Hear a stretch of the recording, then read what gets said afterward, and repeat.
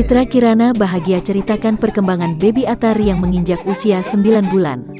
Kebahagiaan dirasakan artis Citra Kirana yang kini menikmati perannya sebagai seorang ibu.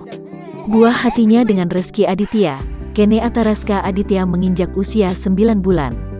Citra Kirana melahirkan pada tanggal 28 Agustus tahun 2021 silam. Melalui akun Instagram, Citra mengunggah foto dan juga video Athar sedang berdiri berpegangan pada kursi, Jumat tanggal 28 Mei tahun 2021. Ciki begitu bahagia menceritakan perkembangan anaknya yang sudah mulai belajar berdiri sendiri.